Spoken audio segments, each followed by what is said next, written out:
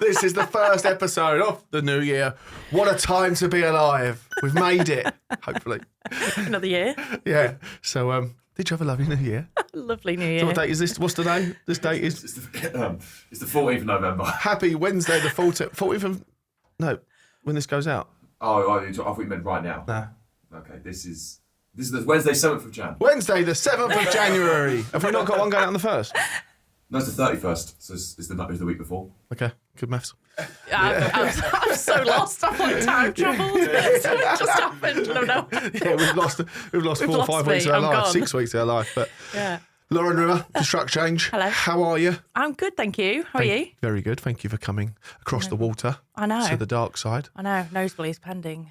From the Garden of England to the toilet of England. No, it's not. It's beautiful not that around bad. here. It's all right, isn't it? It's nice, yeah. How is Kent? Beautiful. Yeah. Very rainy at the minute, but It is, isn't it? yeah, Keeps it's the nice. grass green. Keeps the grass green. It does indeed. Put your jacket on. Have a little country walk to the local Or pub. my umbrella. Yeah. Get the brolly. Take the hair. Nice. I know that's a crack now. I might have had it cut by the time this goes out. But we'll go That's with it. good. Getting there. The all going well then? Yeah, busy. Busy times. Yeah. It's all good. Been a busy year for you. Been It has, yeah. A a lot of challenging change. one. Change and challenging. Change and challenge. Yeah, we've restructured Construct Change quite considerably in the last. So what is Construct Change? Tell us. Educate the millions listening. Oh, Construct Change. We are responsible growth consultants for the construction industry. Cool. We help contractors operate more responsibly with corporate responsibility, ESG, Yep. culture, people. So it can be anything from helping them with policies to doing employee life cycles or helping them on projects complete the Section 106s and Cool. granular stuff like that. Or range of Helping pieces. the brand and professionalising it all, isn't it? Yeah, so we moved into helping SMEs more so. Traditionally, we've been running 4 years now, so trying to work it out on dates, but 4 years. And we started working with tier 1s and tier 2s to begin with, and then this year we've completely restructured, and now we offer services that suit SMEs and helping them meet expectations of tier 1s and tier 2s. So. Then it impresses them. They win work. Yes, Everyone's exactly, a winner. exactly. That's the one. So you can see that in that world, isn't it? Because there's a lot to do when there is, from what I can see on the outside and from what I've come across, is those companies at that level need to look professional and deliver on it to win the work. Exactly. But they're under serious stress anyway, aren't they? Exactly. Of construction, just being construction. The world that we live in the construction world is just so high pressure. All different companies, is it? You can work with? Anyone just construction related? Yeah, anyone construction related. So I was in recruitment for 5 years. Oh, was you? Yeah, Cool. so I entered the construction industry doing Blue office. collar, white collar? I was blue collar. Yeah. And I came in as an office manager to begin with in a small M&E company, and then went into recruitment for 5 years, which was the toughest, but most fun. Educational. Yeah, it taught me about the construction industry to say that. But yeah, it was a lot of fun, but a lot of pressure. Yeah. And then I left recruitment to set up Construct Change. It was originally supposed to be a recruitment company, looking at bringing diverse candidates into the industry. And I quickly realised that I didn't like recruitment. The actual process of recruitment. The fun stuff was good, but actually recruiting and putting people in place is really difficult. And I think a lot of people just think it is just a case of getting someone to put in a job. There's a lot to it in there. And it's full on, isn't it? But it's hardcore sales, isn't it? Ultimately, it is hardcore sales, and I think the hardest thing is you're trying to find people for the jobs for the clients, but you want to make sure it's the right fit, and often that doesn't really happen. So you just end up repeating the same job filling as well. It's difficult, and it's so saturated now as well. There's hundreds of recruiters out there, Definitely. So it's more difficult. Yeah, it's interesting seeing. We work with we've got a few who support us now, and you can see the difference between them ones and then I get phone calls or phone call now still, but like, hello, we've just seen you online. We know you're a digger driver. Can you go and do this tomorrow? And like the money's shocking. And you just did be there, take your own PPE. I'm like, hold on. You understand? They just don't care about you whatsoever. Yeah. And it's just like the Wild West, isn't it? Yeah. Especially the blue collar world as well, isn't it? What kind of roles was that? We put out so everything. mechanical, electrical. Oh, was it? Yeah. The M&E world. Yeah. So we'll circle back to. Or you asked me if it was all construction, so I'm getting there.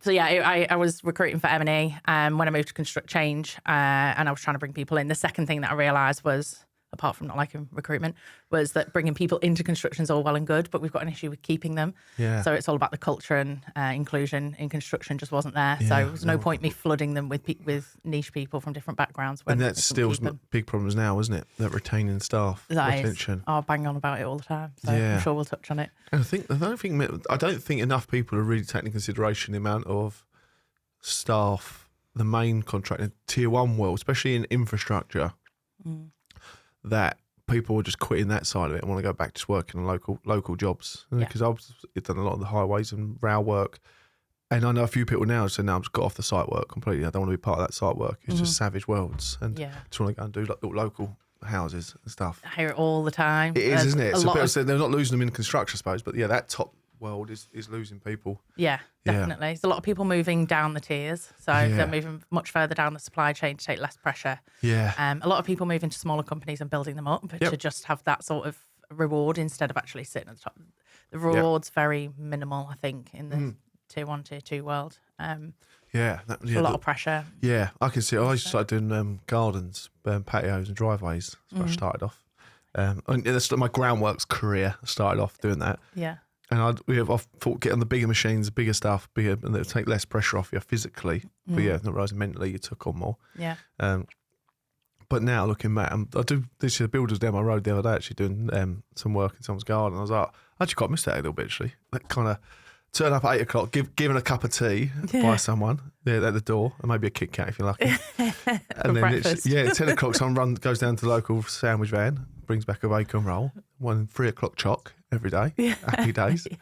And then 5 o'clock you're going home. And I just think, that's a long day. But I was like, I lived around the corner from the job. I was home at 5:05. Yeah. You've not got that commute. Yeah, I actually wouldn't mind delving a little bit back into it.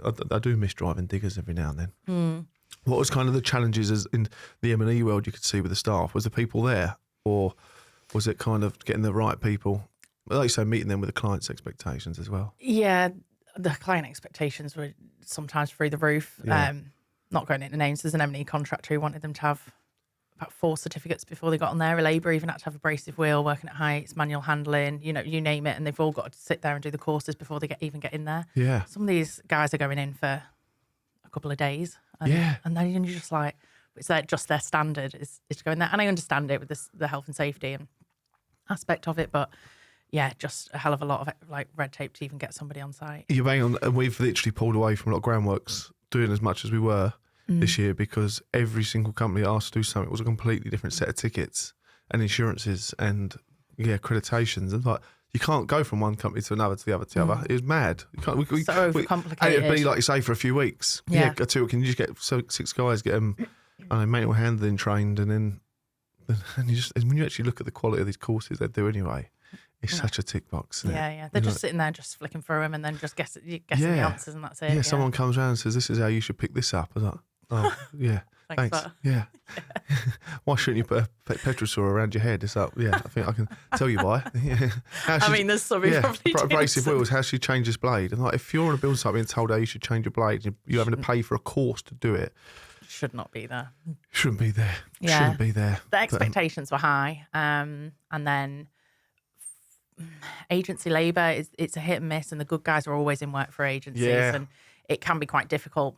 And I think then there just became, I think it still exists, but I don't think it is as bad a stigma around agency workers and the calibre. But I saw some of the best tradesmen ever through working in recruitment. Yeah. So and the good ones. And the feedback was amazing, but it was just difficult. And then it did start to get a bit more saturated, and I don't know, it is a slog working in recruitment. Yeah. Do you find it was all about the relationships between you and the client all 100%. The time? Yeah. 100%. And, the relationships that I built actually then benefited me when I set up Construct Change. As soon as I put that onto LinkedIn, I've come full circle to the question you asked me to start with. That's it. That's natural. As soon as that went out, all the contractors that I worked with before contacted me about Construct Change. So typically, to date, I've worked primarily in the M&E world, but not through... It's just by default, I think. I didn't realise how big the M&E world was until I actually started liaising with you guys, yourself and all the team at Phoenix and all them guys, and then who was the other one? Danny Walton, Skyline Mechanical. There's a few that support us. And I didn't realise, again, my world was just mud and dirt out in the fields. Yeah. And then I get into London, I'm like, there's a whole world. And I'm like, and what? So even the buildings that are done and ready, still need M&E people. I was like, yeah, of course they do, because if I maintain it on the maintenance side. Yeah. I was like, fuck, this It's like industry the underworld to huge. you. Yeah, it literally was. It's like the other way around to me, because I know M&E so well. I don't know like a lot about the construction site. I do now, but I didn't then. And it's just like, oh, right, okay, yeah, forget that you actually need to do something on the ground before you get up there. We've had this series, not serious debate, we had this big debate over the years of, I always say there's construction, and then there's the trades world as well, like the builders, your local resident, like, people come do your plastering, hang your doors, electricians in general. I was like, they're your tradesmen. And I'm like, the world I'm in is a construction workers. And I was like, yeah, but they're trades as well. I was like, well, they're not, because our construction site will have a traffic marshal on it, a dumper driver. I wouldn't class that as a tradesman. But then I was like, yeah, well, they're construction workers, they're trades. And I'm like, not quite. Yeah, so I said there is a difference. Yeah.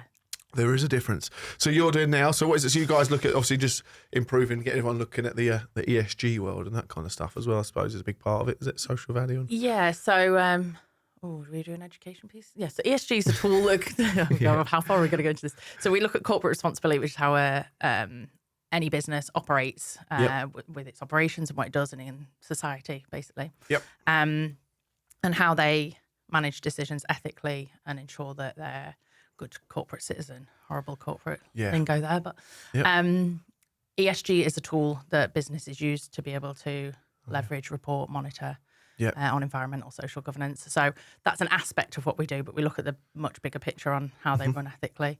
Yeah. We look at 4 pillars, which simplifies it. So we look at purpose, which is their strategy and how they operate essentially. Yep. We look at people, their leadership, their employee engagement, their employee life cycle. Yeah. We look at their presence, so everything that they're putting online, about how they build their reputation. So everything good that they're doing that we help them do, we make sure that they talk about it the right way. And then we look at supply chain, which is not just a post online. That's it. Exactly. A lot of greenwashing and tick boxing goes on. And then the last one's supply chain, which is probably where a lot of my focus comes into now. Where I've worked with tier 1s and tier 2s, they've got a lot going on internally and strategies and plans, which is great. And it's the part that people seem to forget about, the supply chain. And I've posted about it quite a lot recently on LinkedIn about if you're claiming to be a responsible business and you're not engaging with your supply chain on responsibility, then you're not a responsible business. Which it's interesting. How can you be? Yeah, when you say that, and it is because that supply chains are so big, aren't they? I remember speaking to Stuart Wallis about it, and obviously he has to monitor all that, doesn't he? What a job he has at hand.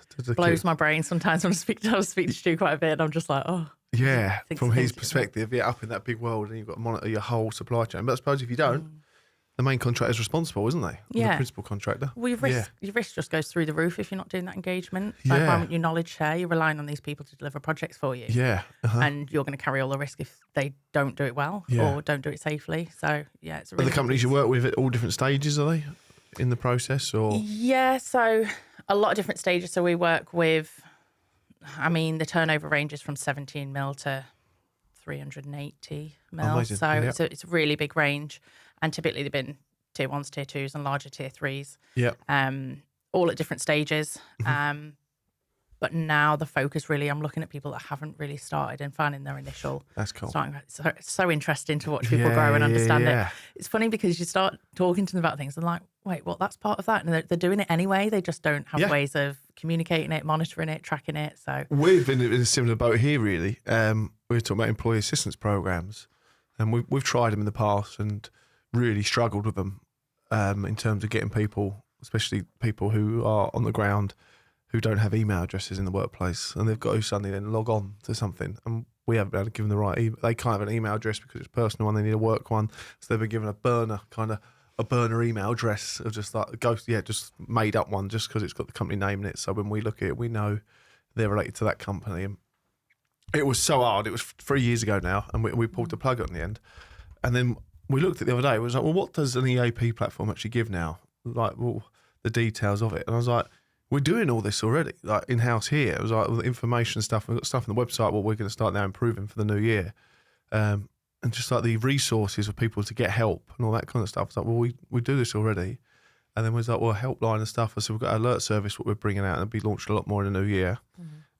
And then also there's some Toolbox Talks videos and stuff that we're putting together. We can go out with it as well. We're like, we've got everything there. Yeah. We just need to show people, package it up in the right way. And so no, this is actually like a EAP platform for for the whole industry, really. Yeah, Yeah, for fantastic. very little cost, if not nothing. It'll be Yeah, on the yeah. website to see. You know That's what I mean? So amazing. I'll probably be taken out by a few companies that have spent a lot of money on their EAP platforms. But yeah, it's just giving people, because that need isn't, the requirements to support the staff isn't there, is it really, at the bottom of it? And I think like EAPs are typically just seen as we'll put that in there and see what happens. And a lot of employees don't trust the ones that are provided by their employers as well, because I don't know, I think it's a confidentiality thing and they doubt it sometimes. So it's good that they've got somewhere else to turn to. And they're all doing the same thing as well. I spoke to a few of them. I had a meeting in London, not far from where we met the other week, actually, with someone the other year. Really interested in. So yeah, we're from Australia. We've done this company now. We're hitting the UK. And I was like, that looks like the same kind of platform. I know someone who just built one around the corner has done. It's just you've got a bigger name and a bigger turnover to your name to show a bit more. But I was thinking, these are all the same things here. So yeah, let's get them out there. But then, like you say, when you actually got good quality people who are there building, making stuff look good and serving the companies right, that's where you guys come in. Yeah. And you make it all look good. Yeah. It's interesting, isn't it? So when did you so you were at Stu? When did you meet Stu? We got to speak to him because that was when we first met, actually. You was with Stuart Wallis. Yeah, it talking was. on the podcast. HS2. The HS2 walk. Finish line. I was at the finish line welcoming you in. I was broken. Yeah, I was very broken. Hobbling around. Yeah. So had you been working with Stu before then, at the MACE job? So I'm trying to think where I actually met Stu now. Probably, I think it must have been at I think it was at Macawber. Oh, was It it? was at Yeah, Macawber event and I had a good chat with him. And do you know what? He's just such a lovely guy and I learn a lot from him. We have a good laugh. So yeah, we just kept in touch from there and I speak to him probably once, twice a month without fail now. Yeah, so. and get about. Great guy. Yeah. He's obviously at MACE, isn't he? And then you were with Phoenix. You're doing a little bit with Phoenix, speaking with him at the moment? I worked for Phoenix to build the ESG journey there. Gotcha, yep. But yeah, they've got an internal team now, which is great, and they're doing some amazing things. So yeah, decent. Yeah. So where are you off to, and then what's the next things for Lauren Rimmer and Construct Change So in the new year? we're in New Year. Yeah, this year. So this year we have some courses coming out through recently launched Academy Pillar. Cool. So what I found quite a lot that fueled a bit of the restructure was accessibility and affordability for smaller contractors being able to access the services that we provide. So instead of putting pressure on a corporate decision, we've started some training courses that individuals can come onto. Brilliant. One day, learn ESG in a day, learn leadership in a day, those sorts of topics, which I love going through. They're really interactive, peer-led. That can be done from the workplace. These people can do it, can they? So we can go into workplaces and deliver it. We take up to 12, 15 people in them. So if they want us to go in, we can go and do them internally. But we've got a venue as well that's got a training room. So individual people can come in. It just means that they can send one person to do it and that person can take the skills back. So yeah, not the death by PowerPoint. It's very interactive. Engagement. Quite fun, yeah. There's nothing worse than going into a training room and just listening to somebody talk all day. So yeah, we like to get a bit more. You do feel like the constructor, he's trying to pull away from it, isn't it? I think a lot of people going that let's get away from it a little bit. Let's get away from it. And we're hoping that. It's just old, isn't it? Like the industry's so good with doing. Me clammy hand now, just thinking, just sit in a room. They're going to put the heater on. We used to get it to come off a cold site. Cold fresh air, then sit in a room and the heat and be on full blast. And in 5 minutes, everyone's just trying to catch themselves. Just going out for the count. Yeah, it is. But then, like I say, that's construction for you. You see much of? I know you're quite vocal on LinkedIn, aren't you, about the things should be done right. Yeah, I'm getting there. I'm not your standard, Jess. I met you. The Kerslake influence. Taking notes on your LinkedIn. No, I was with Callum 4 yesterday, and he said that. He said, "I just want to bring up a post you said a few months back," and I was like, "Oh." Take a deep breath and just wait to find out what it is. Which one could this be? There's a library there. And he said, "Oh, that's right. I still agree with that one. That's fine. Yeah. I still hate that person." Yeah. I mean, what I said, still. No, I don't hate no one much. But yeah, that's the thing. It's being vocal. LinkedIn's a great tool, isn't it? To grow. It is. It's funny because I started posting there thinking just get the brand out, and it started just end up being quite a lot on my founder page, which has been great. And it sparked some really good conversations. That's the good bit in it, yeah. Yeah, I get to have such good conversations. If anything, it's been quite educational for me because people that have knowledge in the same background or experience in the same background, I'm learning from them. They're the ones that reach out most. Unfortunately, it isn't the contractors. It's strangely all the people that are in the corporate responsibility space. But yeah, it's been really interesting. It's a strange world because the LinkedIn space, because every time I see them, I've seen your LinkedIn post, and I'm like, don't engage with it though. Like they're all really Yeah. pleased to see it, and they're like, "Oh, you're doing so well. You're doing really well." That's and it. you're like, a couple of posts on LinkedIn doesn't mean I'm doing really, really well. Yeah. I mean, I'm not saying things are dire at all, but it's just the perception of what happens online. Everybody just automatically thinks that they know everything. People, yeah. But then you start to realise, and I know some of my stuff's come across a bit strong before, but no one ever disagrees with it really. And then so many people say to me, "Oh, yeah, I see what you put, Steve. Yeah, fantastic." And I look at it, well, you didn't actually engage with it. You didn't like it. I'm like, "Oh, but I know your company you work for, and you don't want to show." It's a little bit like that. So I always take that like there's a lot of people behind the scenes who really do agree with you and probably disagree with you, who don't actually just want to be engaging with it. Especially when they're in job roles where they've got employers, they've got clients, they've got all that at risk. And I know the reason. I spoke to someone last week. They said, "Steve, yes," and my company said actually they weren't only about a year and a half ago. They just sponsored us with a bit of funding on an event last month actually, but I won't say their names, not yet. And then wait for some more funding to come in. Pending. But he said that. He said, I took it to the gaffers at B, and they said we can't be seen to be supporting them at the moment because we've just been advised not to. And I was like, oh, that can only be advised from tier 1 level as well. I was like, oh, this is good. Yeah. It means you've ruffled some feathers somewhere. Yeah. I was like, that's perfect. Yeah, that's it's amazing, isn't it? Yeah, Yeah. 100%. And that's everything now. We're just speaking about the RIDDORS situation. Yeah. And the people at Lighthouse have strongly opposed with very foul-mouthed rants about my pretentious podcast. Mm-hmm. But it's like, well, they've obviously it's ruffled enough feathers there for them to want to put a post out promoting us. That's fantastic. Yeah. You know? Thank you very much. My job here is Free done. marketing. Yeah. Next post is a little insightful emoji there. Thank you very much. But that's the thing with it. It's like people. I just say, great debate is what creates challenging people, isn't it? Yeah. Really, if we all agree with each other, how boring is that? Oh, boring. Yeah. It really is. It's funny because the aim of when I sit down to write a LinkedIn post, I think, how can I make this as debatable as possible or as thought-provoking as possible? And that's the aim, really, is just to spark conversation. I don't think that's happened in construction, really, apart from the last couple of years. Sheep. It's been a lot of sheep, isn't it? Yeah. It has been, yeah. And I think that's part of the fear factor as well. People don't really want to step out and say anything because it's not really being done. Because it's still such a becoming the norm. cutthroat industry with so competitive. Yeah. If you dare step out, bang, someone else is in your place, isn't it? Yeah. Exactly. Yeah. And it's funny. I mean, it's difficult being a woman in construction anyway sometimes, but it's funny when I'm... Yes, I'm interested in this one. Yeah. Get into this then. Going into dangerous territory. Going to cancel land. Rocky waters, here we go.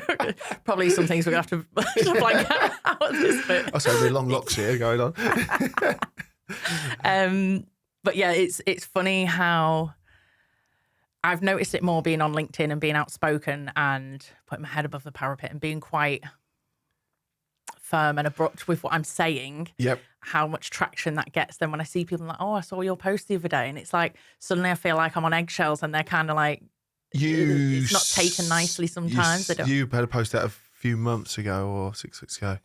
I did like it. I can't remember what it was. Yeah. But I noticed I thought quite a few people had not gone yet. There was quite a lot of comments on there, and I actually thought to myself, I wouldn't have got that if it was me. And I actually felt like because you're a lady who said that, people felt it maybe. I felt was this myself one about the roundabouts by any chance? Yeah, it may have been. God. Yeah, and if what was the details in that one? Because I remember thinking, I was just scanning through quickly, and I just thought to myself, if I said that, I wouldn't have got a backlash like that. Yeah. It's the one about the St. George's flag. Yes, 100%. Yeah, it was. Yeah, that's exactly what it was. And do you know what? Before I posted it, I thought, should I be posting this? Like, people can probably find it antagonising, and I understand that. But where my work is, it gets the conversation going. It is, and my work's based around people and culture and diversity and inclusion. So I just thought, do you know what? If I don't do this, I'm doing myself a disservice. Yeah, it ties in with the brand, doesn't it? Yeah, and it landed on a landmine. But I posted it. It was about the history of the St. George's flag and where it came from. And it's not actually British heritage. It's used all around the world. Yep. But it has links to Palestine and Israel and all sorts. So I literally stated facts of the history of it. Yeah. And, I got called a Starmer lover. I got called a lefty.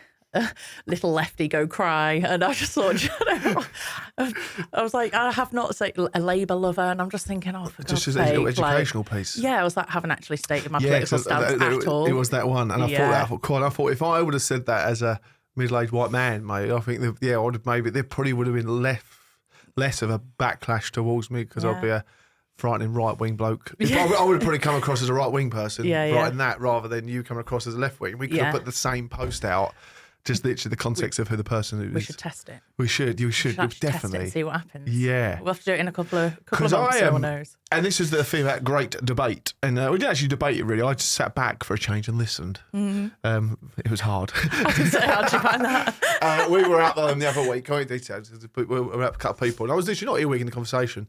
I was there with the guys talking. We were on a big walk. And I just thought myself, listen to this. We started talking about the British flag and people put the flag up and the St. George's flags. Well, I was all for. I was like, that's brilliant. I think we should be proud of who we are, what we are, and our flag. And I've got family. My dad was territorial army, military, and I've grown up. Mine too. Was it? Yeah. I grew up with my dad was a massive historian, a wartime historian. So we've grown up knowing so much about the British Army and the British military. And I was always thought, like, when I look at the flag, I always remember my dad had this picture on the wall in the Falklands War, and a guy had the parachute regiment. He's got, I think the parachute might be, I'm sure he's parachute, but he's not Royal Marine, and he's got a British flag on his back. It's quite an iconic picture of him walking through the Falklands, like once we'd won. Yeah. Once we defended our land over in Argentina. So complex. Yeah, let's not get into that one. Yeah. You'll be proud. But these guys, and I was like, no, I think we should be proud to get these flags up. And then the guys, what he said the other week, he said, I've been taking them down. And I was like, oh, and he come across to me like not the kind of guy who would go taking them down. And I was like, oh, okay. I said, I'm not going to get into this. Because I'm technically, they're raising money for our charity and I don't want to get into a debate. Don't want to piss them off just yet. And I listened to him and I was with him in the end. But what the kind of, I saw what he was, not saying with him, but I was massively saw where he's coming from. But he went, we've started putting these flags up now off the back of refugees coming over and taking these hotels. Nobody had these flags up before because they were proud to be British.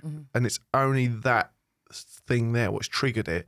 And because of that thing triggering everyone do it, it does look like everyone's done it for an non-English reasons. So glad you've said this. The flag has been weaponised. Yeah, and it was, and then that's what I could see. And I'm massively all for it. I'd love to be able to say let's hang our flags out and be proud of it.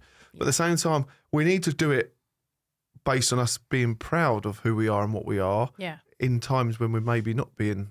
The media's not going mad, you know what I mean? It's just, it's like America. They don't care because they put up all the time. They're known to love it. We should be doing that all the time. And I think, I know it's dangerous territory to talk to, and probably territory I've not been in before, but now we're in it. Yeah, we're in it. Time to start swimming. I think it's probably going to happen with me. Yeah. So but they massively interested me, and I was like, oh, that's a whole new way of looking at it. But I was like, that is the beauty of having a little debate with someone or listening to other views, because I'm not always right, believe it or not.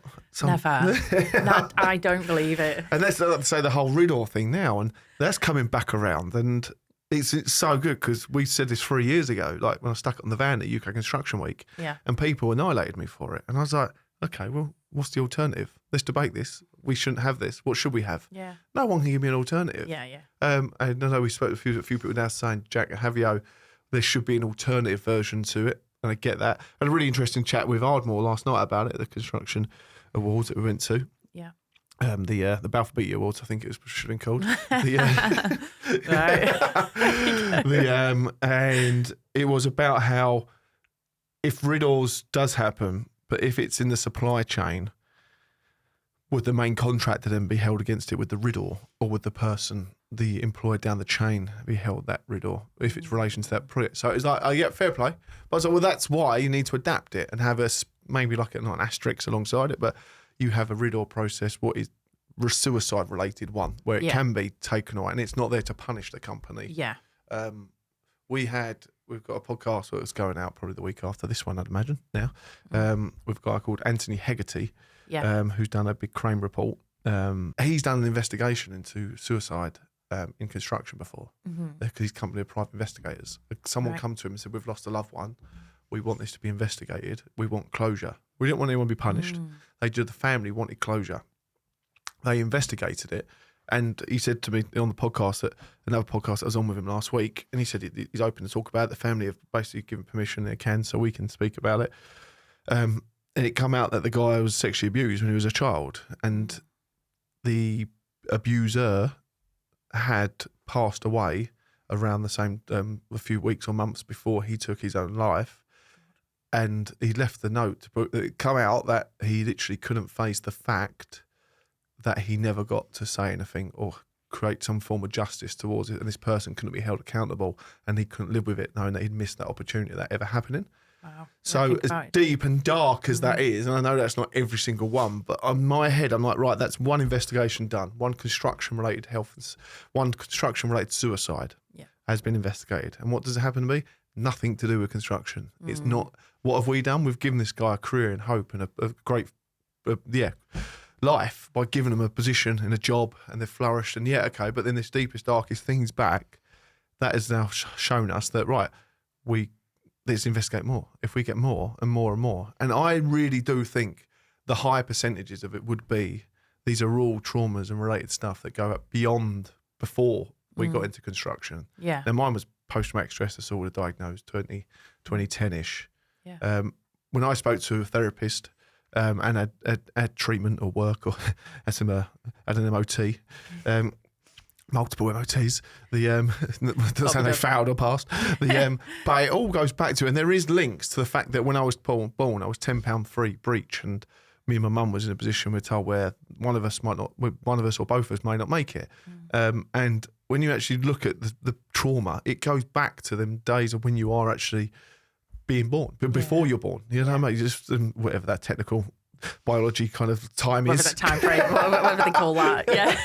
But it all goes back to that. So it's like, so whatever I have now, the stresses I face through construction, well, no, maybe all it will teach us is that we need to learn about our staff more. And we need to understand that we have X amount of people in this industry who have potentially come back from traumatic backgrounds. Yeah. And we need to put a lot more trauma support in. I honestly think, and I will fight and argue with anyone about it, I said, how can we not investigate it? Whether that's RIDDOR, whether that's whatever. But I always say, if 1,000 Ford Fiestas broke down, you'd lift up the bonnet and go, what's going on here? Should we investigate this? 100% you would. And we're in a world where we're just letting them break down. Exactly. Yeah. And we've got a responsibility for the people that work in your companies and in duty of the care, industry. isn't it? Yeah. And there's a reason the statistics are so high in construction specifically. I can imagine a lot of it does come from home life and past traumas, and people come into construction from all walks of life because it's accessible. There are a lot of entry points, and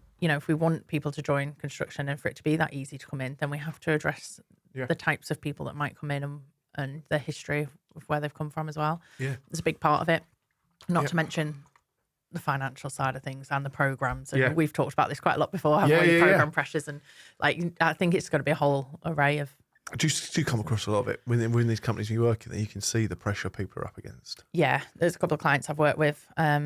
Never the clients that I've actually worked with. They've not had direct employees that have taken their lives, but they've had people in supply chain. And it's hard hitting. Sometimes the companies are looking after the supply chain. They're doing everything that they can, and some are preventable. But sometimes it's hard hitting, and they're like, we've just not been doing enough. And it's sad sometimes that it just takes a loss for businesses to realise. Yeah. But, the preventative is always the way forward. Like you can't wait until something happens. I had a phone call yesterday. And this is the thing with back, not my back goes up. That never happens. When people are in a position of bad, in this dark place, whether it be a company dealing with someone or the individual themselves, they come to us. It's my phone that rings. So when people are like, what do you guys do? I'm like, I can promise you now, I know what dark conversations, when a phone call comes along, it's normally a Sunday afternoon at 3:00 when I'm trying to relax, or the roast dinner's just been put out. And it is a position of, it's just like, Jesus, this is what we're seeing now, firsthand with these people who need this help, it's not there. But one company yesterday, they had, someone was on a Zoom call, Teams call, literally drunk as a skunk, and it was a senior member of staff as well. Also, I think someone quite senior within the business, and he's just been instantly dismissed straight away, and that was it. And they're like, "Look, he's just freelance. He comes through an agency, get rid of him." And then the agency got in touch with us and was like, "Look, we've had this situation with this person.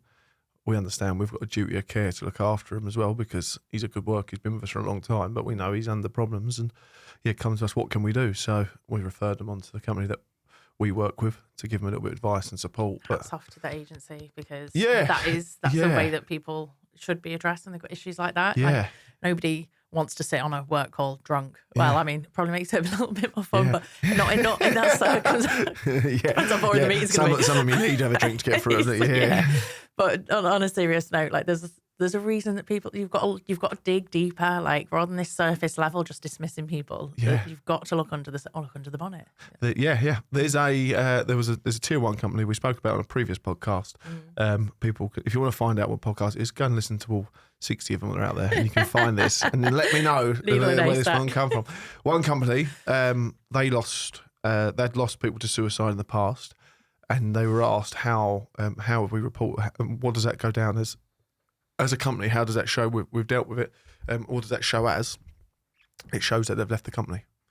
That's literally all it shows as. And this is one of the biggest companies in the country. No, I'm sure. It just shows that they've left the company, and that is literally how it gets. Put their out of office on. Sorry. But the thing with so it as well, sinister, isn't it? yeah, you've literally gone taken your own life, and the company you work with, in terms of recording that, just puts down they left the business. That is what. But at the same time, how else should they say it? There's no other way because there's no legislation there to follow. So true. Yeah. So amount of people, when someone does take their life, the industry has no way of recording it anyway or reporting it because HSE don't want to know. It's not reportable to them. Yeah. So this is, and that's got to be global, you know? It's just like... It's bonkers, isn't it? France has started doing it. France done it. South Korea does it. Really? Yeah, France records it. Yep, they've done theirs. So they've changed it. Yeah. And if people always say to me, I'm repeating myself a lot over the last few weeks, but I'm on a high horse, but say, yeah, but Steve, it's a complex issue. And I'm like, putting a railway line under London is a fucking complex issue. We know about complex this morning. Yeah, I'm sure a little bit of legislation and a process to follow would fit right in with the processes we've got at the moment. Yeah. But as you see that in terms of the processes with what you do, each company, is it a kind of, I know it's obviously very different, but every company is different, the processes they do, what they do. Yeah. Do you kind of have a process that you go through as well, kind of to...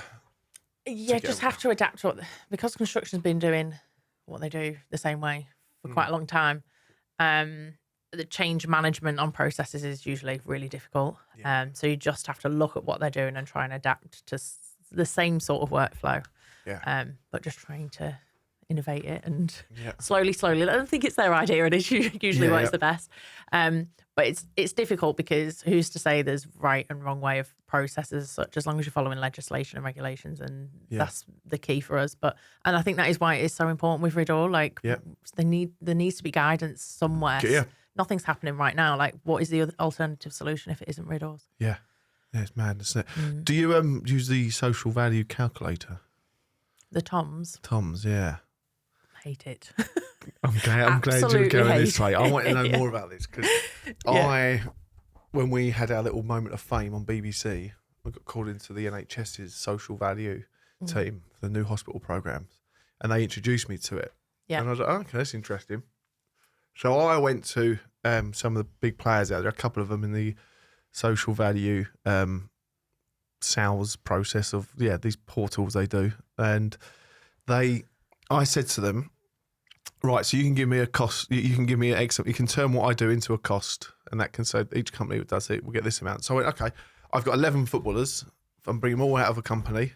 Each one of them players is playing football with us for 90 minutes. We know it benefits them mentally, physically, socially, community, but whatever, all these different benefits. Can you please give me the cost per person of social value in your calculative ways of what that gives the company back in terms of social value? You know, Huh? What? And I was like, no, it doesn't really work. I'm like, so how does it work? I don't get it. So if I take people for a walk for a half a day, 6 hours are out, we're out the office, can you please give me how much that is in a cost basis? No, we can't really do that. However, if I pay £5,000 for their services, then they can do it with me. Funny that, isn't it? Well, yeah. And this is what I couldn't get my head around. And I was really keen for it at the start. I went, this would be cool. Yeah. We can base all our events on, we can give you back X amount of social value if you let us do this event. Or if you need to get, if you want to get £1,000 worth of social value, this is the day out for your guys. Or you only need to do an hour of this and an hour of that, or we'll do this. And then we went into the environmental side of it as well. We looked at collecting waste. Yeah. So I was like, right, if I go and collect a ton of plastic off the road, we went out, there's a fantastic video of us walking negligently down the A12. And it was a great day out. We're going to do some more. What was the arousal? This year, 2026, is that we're going to do some more in our van that's coming in February. We're going to get out there. And but I said, look, I'm going to go and get.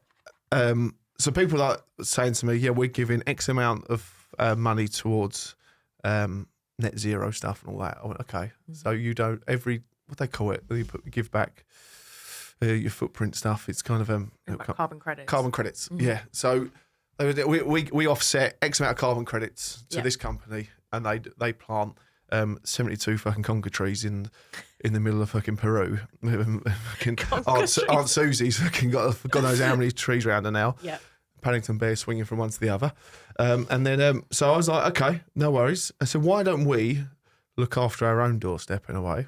Why don't we put that money into projects here in the UK and we create the projects? So I spoke to one company. It was like, oh, yeah, but we can't quite do it that because we have to go through 25 different forms of South American mafia to make sure that the money goes over there. And I was just like, okay, but we've just gone and got, say 1 ton, 1,000 kilos of plastic and timber off of the UK roads. We've loaded it into a truck. We've taken it into the local skip place. We've weighed it, measured it, siphoned it all out. Maybe we've got 500 kilos of wood, 500 kilos of plastic. We can literally categorise all of this. Yeah. And actually, when you look at that, because we've done a bit of work on it, this is why I want to do a bit more, because we've uncovered stuff. The waste that we took off the roads, waste on the roads causes X amount, I can't remember what it was, of accidents per year. Is that because of waste on the roads and debris on the roads? A huge portion of that debris on the roads is construction-related waste as well. So I was like, we're ticking so many boxes here. Yeah. I can't. And the same people said that. So the portal people for the social value said, we can't work out that. And then the net zero people says, oh, well, we can't quite work it out like that. And I was like, I can smell a scam coming on here. So many limitations. They're probably not right. So I was like, we just need to do our own thing here and maybe lead. But so what's the portal, Tom's? Tell me about your experiences, not that I've just tarnished everything you're saying. To be honest, I took a look at it. I explored it quite a lot last year and immediately I've just never really worked with it. There's a couple of tenders that we've had to do with clients that use the TOMs and how we're going to deliver social value, but ethically it's just not right. They have economists behind the scenes that are working out what it means to give somebody experiencing homelessness a job and an apprentice work, but an apprentice you get 20,000 for, and giving somebody a job that is experiencing homelessness is like 2,000. And it's like, I don't really understand how you're working this out at all. And I think just putting a money value against goodwill and ethics like that is just really immoral. I can't get on with it at all. The whole other side to it, isn't it? On it, just so that businesses can just promote themselves on how good they're doing, and it's like it just all gets lost. Giving this tramp £5. Yeah, literally. It's like that whole, if you bought lunch for somebody who sat homeless and you go and give them lunch and a £5 in the pot, it didn't happen if you didn't video and put it online. It sort of has that sort of feeling of like, look at us and what we're doing, and instead of actually just being good people. Yeah, and I mean it does have benefits when they promote it like that, because it's an influence and it gets everybody else to do it. But I just don't think they're putting a commercial value against it. It's the way forward. It does feel like, I'm not just saying this either. That was 3 years ago now. There's a lot less people talking about it in that Tom's situation. Yeah, I really don't think it took off at all. Really? Well, do you think I think a lot of people found the same. A lot of people in the social value space. I think the first time I looked at it in depth was with Bailey from Phoenix. And we both sat there and we were just looking at each other, just shaking our heads like, this just really doesn't feel right. Yeah. And I think a lot of people in this ESG space had that sort of perception of it, and I don't think it's taken off very well. Yeah. So again, I think there is that. Just get into the schools, help these kids, do what they need to do, get them into work, show the careers, isn't it? Help the people who are struggling genuinely, because you want to help the people that are struggling. Yeah, it is about people and faces. It's not about pound notes. Like putting a pound figure next to it just desensitizes it. It makes it a bit created a new side to the industry where people can cash in. Yes. Yeah. Exactly. But then again, and that is why, and probably courtesy of me being broke so many times over the last 10 years in multiple ways, there is no money in the mental health game. That's for sure. I can promise that. And people are like this, and that's why it's taken so long for things to happen. Like, just people investing in mental health specifically, or even social value. It has probably been one of the biggest challenges with construct change. It feels like responsibility sits at the bottom of the list after they're delivering projects and they've done it that way for a long time. And as long as they're making a pound note out of it, then it's success for them. But when you delve into it deeper in the culture and in construction and the people you lose through, whether it's through suicides or people stressed at leaving the industry or not feeling included, like the loss of people is colossal. So it really does actually contribute to you. We're not going to be able to carry on delivering projects to that level if you keep losing the people. And so it's really more important than what people are understanding. Yeah, and CITB have not got a clue about it either. That's the thing. Like, the way we're like, let's get these kids in, And even like you say, the women in construction stuff as well. And I've heard this before, like, let's fix the people in the industry and support them first. We're doing the women in construction now, brace myself on this one. But my thing is, I've had this, and it isn't just the women, but I remember hearing it, and that's what I thought at first, listening to women in construction. We need more women in. We need more women in. I'm like, there's a fucking element of like negligence here. Like we're shouting at one end of the. One door open, shouting out, everyone's killing themselves. And at the other door, going, everyone come in, we need more people, we need more people, we need more people. Great space, come in. Yeah. The careers are amazing, come in. And it's like, that couldn't be any more, I like to think, accurate than what we're seeing now. Yeah, it's so like, contradictory. Yeah, so I'm like, they will stop falling out that end, literally jumping out, shall we say, if we fix them.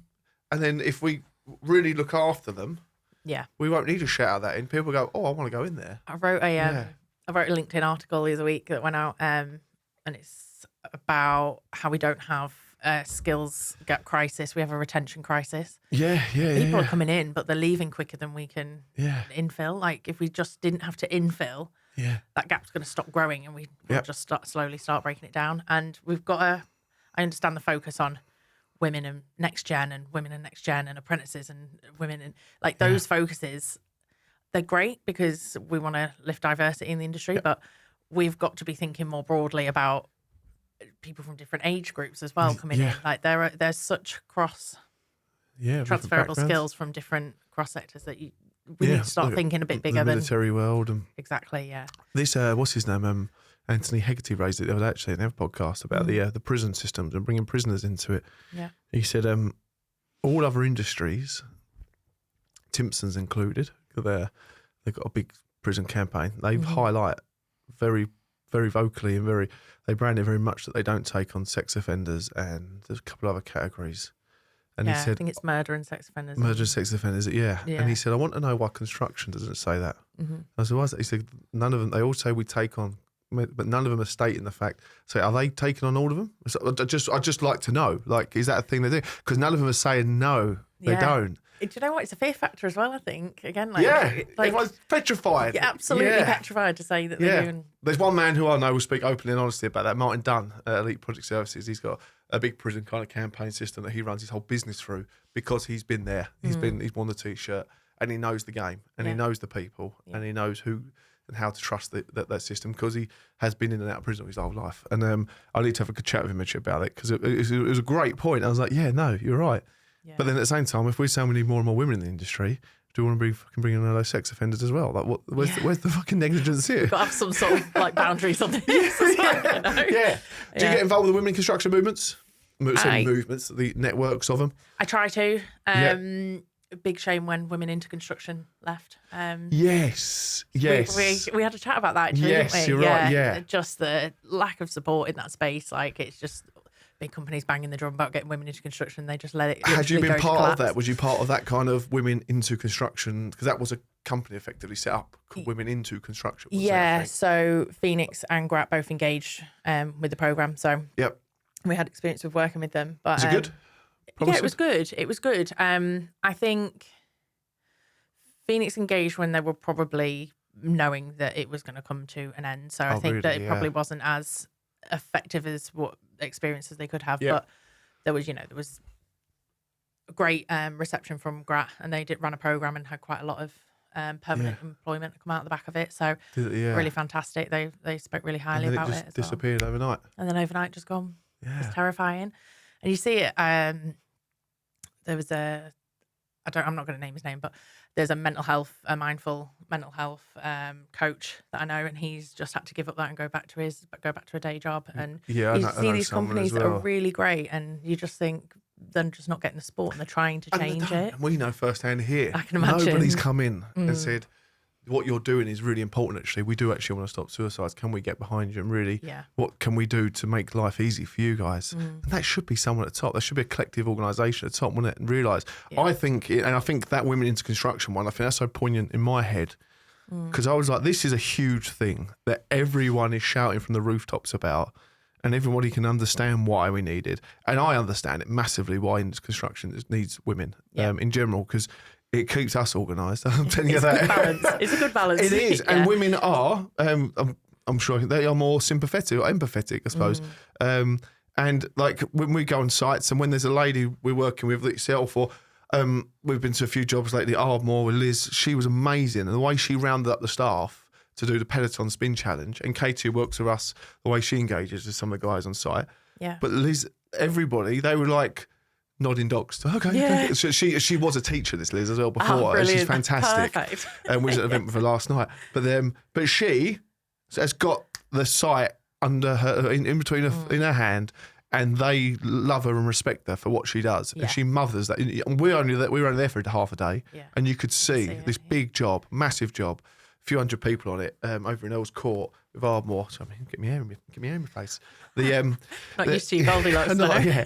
But she had in the palm of her hand, and I was like, and I will be biased towards men. A man can't do that. It can, but it takes a bit more to get that love and respect off the guys. And how she, fantastic. And I'm like, there is a crucial place that we need the balance of all sexes and ethnicities and whatever. I know that because everyone comes in with their different strengths.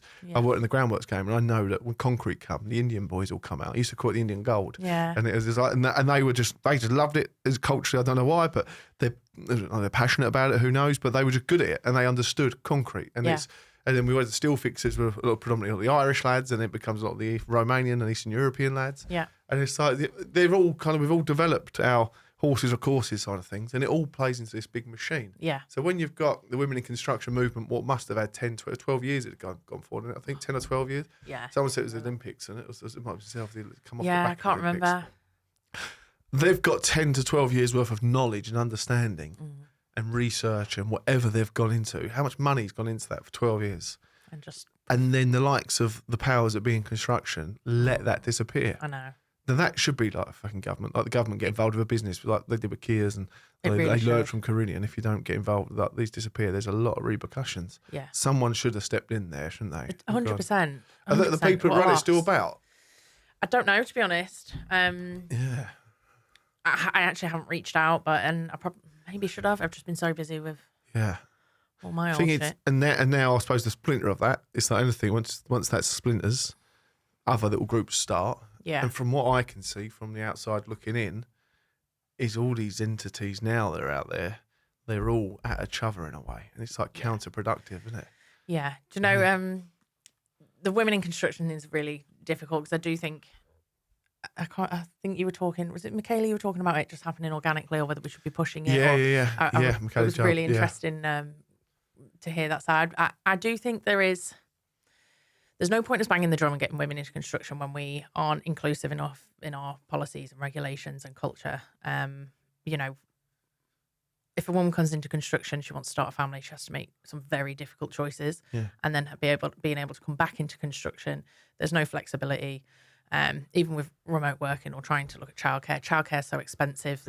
I spoke to a lot of different clients and held a lot of focus groups with employees that, like, some really great ideas have come out, but clients feel so bound by regulations and reputation that it just never follows through. But there's things like return to work, benefits of flexible working and some remote working days, or credits for childcare and helping with childcare, bonuses for being back for 6 months that'll help them, financially.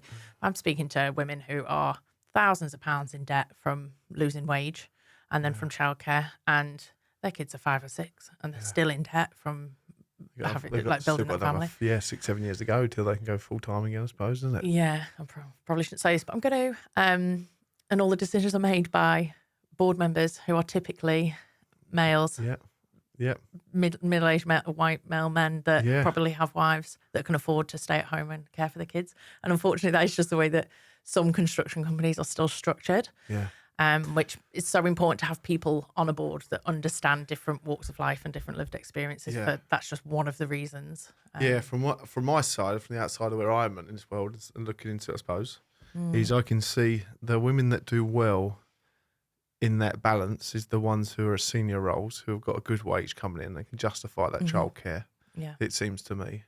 And then on the other note, the ones who are probably middle management to on the ground working trade side of it, so we say, well, however you want to put it, there's not many there. Obviously, that's where the women aren't. There's a lack of them there. Yeah. It's quite clearly shows they can't do both. Yeah. They can't juggle both. But then at the same time, the ones that I can see, who we speak to now, who are working with, I'm looking at Nicola Phillips now as an example. She's working for a local family company, supplier, tile contractors, WRS, who follow us. Yeah, and she's got the balance of her life there. She's got a family. It's a family business that respect the fact that she's she's got a family. Yeah, and she's able to do that. Yeah. And then she works locally to her home. So I think it's finding that right balance, isn't it? But these main contractors and how people would do that in the likes of the big principal, like I don't know, HS2s and Sizewell and Hinckley's. Yeah, it'd be nice to know, wouldn't it? But it'd be nice for them all to put their heads together and figure out a way that they'll find it. It's just when they go about it being commercially viable. Like, let's all just figure out how we're going to make it work for everybody. Yeah, yes, I'm there for it. But yeah, I think if you move further down the supply chain, it's a lot better. And we were talking before, we've seen a lot of people moving down the supply chain now from the bigger contractors. And I think it is just the work-life balance, the pressure. But I actually think that the SMEs have got a lot more by means of culture and care for people a lot more organically than the larger contractors that are very commercially driven, and it's a lot easier when you to become a number, isn't it? Yeah, exactly. And that can't be easy, can it? I know, I know I've got a wife and 2 kids as well. My wife, so a cracking work ethic. I know she's been inspired recently by Victoria Beckham's. You've seen that the Netflix program? Yeah, I've started watching it. Yeah, she does that. She's like, that woman's just got her shit on. You know? Inspo. And the whole world's against her, telling she's miserable. She's like, I'm just going to crack on and just do my job. Yeah. And then she's doing all right, actually. Yeah, I mean, she lives happily ever after. At the end of it. I'll take it. That's what we have to do. Just for David to be. Yeah. But do you know that? But then again, he had to bankroll, I think, a lot of her at the time as well, because she was really pushing. It went a bit Pete Tong. Yeah. And luckily, he's got a bit of a stable job. Yeah. Now as well. Fairly stable. He's getting by. He weren't furloughed. She took so much crap for that. This is one of the things I was going to say about LinkedIn before, and we posted a little bit more on it. But Victoria Beckham, she's just so quick to cancel females in the media or on social media. Or that's what I mean. People come really up to you. Difficult, Yeah. And then people love it, don't they? I don't get it. I think pretentious some people may come along. Great word. Very descriptive. But this is the world of it, in this LinkedIn world where we're in this place where, no, I'm right. That means you must be wrong. Yeah, let's just have a healthy debate. I'm fine for that. We don't need to get aggressive or hurtful. Fucking Charlie Kirk and everything. Yeah. Jesus Christ. I know. That was debate. His debates are unbelievable, isn't it? Yeah. I know that's a whole new podcast. I mean, that's wild to get into right now. Yeah. I think my head will blow off. We can't stop. Too much for a Friday. This is New Year after all. Positive vibes. New leaf. Come on. New year, new debates. What's going on there? What's the future bringing? What's 2026 going? What's going to come on the agenda? Going to come out with some. Come across the construction sport treks. Get involved. Oh yeah, I can. Do you know what? I was like, coming in this morning, I was like, you're always talking about sport, being a construction sport. I was like, I don't do any sport whatsoever. I can't throw a catch. What's your hobbies, interests? Come on. I do love walking though, to be fair. So I mean, that gets me there. We went for a walk this year together, didn't we? A little trot. We did do. We did a little trot around London. Yeah. But I'm up for joining something. Don't get me cycling because I'll just get off and walk and I'll be about 5 hours behind you. But walks I'm up for. I'll walk miles. Yeah, happy days. For somebody that did dance at university, I don't know how. Oh, did you? I got a degree in dance. Have you? That's a strange one, that, isn't it? That's nearly more of a fob off than Phil, a trustee who's got a degree in golf. Does that exist? Yeah, he went to Birmingham University and studied PGA golf. No way. Yeah. That's incredible. Yeah, and I think he actually had to do like some written work and was like, "What the fuck is this?" Yeah. But mine Come was on, dance then. Tell us 70%, how do we do it? 70% theory, that was. Was it? Yeah. Oh, that's savage. It was savage. I didn't realise before I got there. I All didn't pay different enough dances, attention. is it? Mainly contemporary. What does that mean? It's not as strict as ballet. That's the best way I can explain it to you. Yeah. But yeah, it's a bit more free. Yeah. You can move however Ballet you want, without and it's being on your, accepted, it's like ballet basically. without being on tiptoes. Yeah. It's a lot less structured. You can move however you want, basically, and it's accepted. And it's go with quite, you tell stories for it, which is quite nice. Cool. Yeah. But yeah, I graduated in 2011. I haven't danced a day since, unless I've been really drunk at a party, probably. Superb. It's been a while what since I was drunk. university? Leeds. Leeds. Yeah, I just wanted to go for We're talking the about- uni life, to be There's, fair. Catherine Evans on the podcast with her. She went there. So we were talking about the Otley Run. I love Catherine Evans' LinkedIn. No, this is another Catherine Evans. Oh, is it? Yeah, because that Catherine Evans, they got a PPE You want lady. about- yeah. She's Catherine Evans. Oh, yeah, isn't it? she's Yeah, great. so no, this Catherine Evans is a family law specialist, family law solicitor. Right. But she went. She done. Yeah, she's two. They're the same one. Yeah, Didn't do family law, but that's as close from yeah, she's there like studying stuff, and you're just dancing around her. Yeah, just sort of mosquito in the way. Yeah, literally. Yeah, that is. Did you enjoy university? Loved it for all the wrong reasons. I skimmed through the degree. Did you do the Otley Run? Oh, several times. Did you? I was the only one that used to make it to the end. Everyone else just dropping like flies behind me. Superb. But yeah, I think I've always managed to. Superb. So do you watch Strictly Come Dancing now? Are you a big No. fan? No. Do you know what? I'd love to. I just never have. I do like Talking still of watching dance. Dance. I don't know if you know, but it's that we need to get the guy. I'm going to go and speak to him and get him on it and do something with him. One of the guys at Phoenix who was the river dance. The guy, I can't remember his name now. It's rude of me. What? There's a guy at Phoenix. Does Maybe Riddance- he's been there just this year. When we went down the Peloton challenge, the guy said he is the river dance, and I was like, "What do you mean by that?" I just presumed he meant he's Irish dancing. That's it. He was the fucking river dance, Mr. Man. He was Flatley. When Flatley retired, he took over. What? Yeah, he's on YouTube and all that. Is it yeah, Phoenix? yeah, That's incredible. Unbelievable scenes. Oh, wow. Yeah, kicked himself in the head, all sorts. I'm The gonna leg have a just look. goes up. You know? I was watching him. I was like, oh. If it doesn't hurt at the time, it's got to hurt the next time. Yeah, unbelievable. You get his name. Oh, wow, I'll find it. And there we go. And yeah, incredible. Yeah. I'll have a look. So really nice guy, because he knows Dr. Luke Hands, our good friend at Ardmore. When I was doing the Peloton challenge with him, he said, Luke, I grew up with Luke over in Galway, and I was like, Small world. Christ, small world. Yeah. Such a small And world. and Luke's family were known in his spaces, and he was known for what he was doing. But Yeah. it's small. Yeah, It's small. very But we're going to research a lot more of the old connections in construction this year, 2026. You must be able to do a web of everyone you know. Yeah, somehow we really connected. want to do some real homework on the likes of the Irish in London, while they're here, and what brought that, and then also the Indian communities in London, and who's working on these big projects, and why. Look at the history behind why are they so involved with the concrete. I'm always interested. But who built the likes of? Because there was one. If you look at, I think this got brought to me before, the women that built the bridges in London. A significant amount of women were in construction I've building heard the about this. I bridges think it because might be everyone was away you. at war. The men were at war. Yeah. I remember. I think you mentioned this to me before. As Yeah, well. I've heard something on this. So there's not many people know about this stuff. Yeah. Nothing like a good bit of history, is there? Yeah. Go on, get that out. Yeah. See, So- but stories like that as well that do endorse women in construction. Yeah. It's fantastic. Like women used to actually take on quite a lot of those roles through Yeah. the war and farming, they were huge in the farming world, weren't they? I think because all farming. Yeah, the guys were out there doing what they're doing. But yeah, there's a place for everyone. there is. I think, and again, looking at that whole, now thinking about it out loud, just let what Makeda said about just let it be and the things we look at after it. We must be on a 50-50 between the women and men who come on the podcast, and we're just getting people from the You construction actually world. have, yeah. Yeah, That's such and a then we don't range. even think about it. We just say, who's around, who's coming in. Yeah, Yoshimi come in last week. One of the MACE project managers. Yeah, Yeah. she came in. That was great.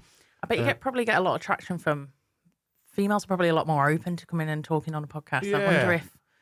I wonder if the ratio is fairly balanced, but you've actually got. Yeah, I'd say when the initial what I question mean? of when you come on the podcast, women goes, they just go, yeah.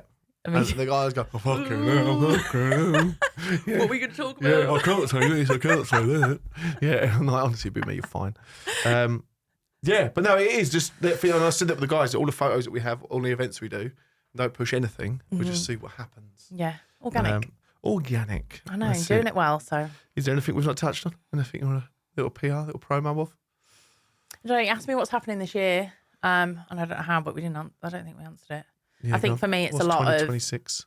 The academy launch and just Yes. seeing how the different courses for that go. So the idea that's accessible for individuals can book onto a training course, come into the venue and let that peer-led interactive style. So we'll probably do quite a few of those through the year as well. Do have a couple more clients coming on in the new year as well. Brilliant. Smaller ones. So yeah, all fantastic. over the UK or maybe London-based around this southeast, south. Yeah, again, just by places you can get in default. front. Yep, that's Yeah, cool. just by default. We are exploring regeneration projects across the UK at the minute and how we can interact that's with cool. those. Yeah, so I've got really keen interest on regeneration projects and whether they're actually What does it mean by a regeneration project? Educate me. So the government will look at areas that have Oh, yeah. basically had a downfall or they need Yep. money pumping into it to build them back up. The high streets, their community centres, schools. Like Liverpool has. Yes, like Yeah, Liverpool. That's an incredible town. Yeah, oh, it's Or beautiful city. now. Yeah. A lot of work's happened there over. Yeah, they spoke about it last week at the CPA event and said Yeah. how much money's gone in there over the years. Yeah.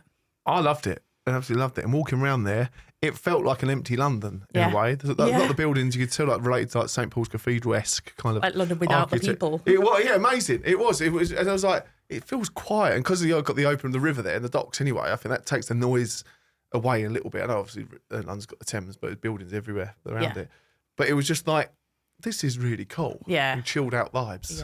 Yeah, don't you, I'm sure it's different when the football comes Yeah, on, but yeah. a lot different there. Yeah. There's a lot happening up north. The regeneration, Brighton. Gravesend, Yeah. which is where I'm currently living. So there's a lot of regeneration going on around there. So it's looking at those regeneration projects and finding out how we can consult on those and pull data and make sure that they're actually addressing what they need through the build and after. Yeah, so that is, like you say, engaging with the community and all that kind of stuff. Yeah. That's, I can see that from the award ceremony we was at last night.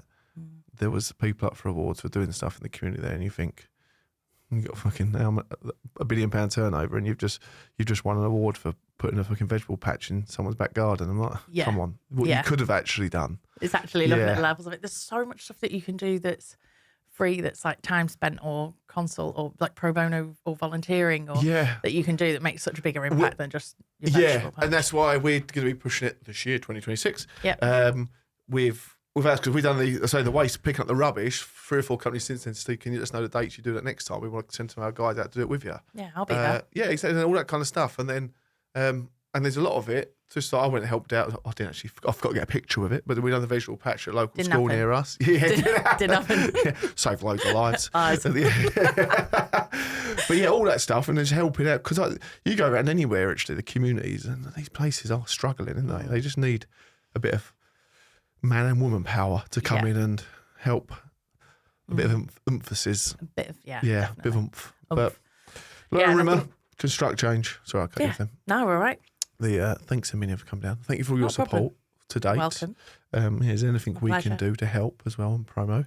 Any companies out there that are willing to, we're looking at climbing, going up the ladder and coming across being seen to be backing it up with evidence-based information, data and education. You are Make me sound good. You are the team. Amazing. Yeah, that's it. I do get very posh. You want a job? Promote me. Coming to a site near you. Construct change, Lauren. Oh, he's got the film voice out. Trailers. Previously on Construct Change, 2025. We can't stop him now. Shut him down. Thank you.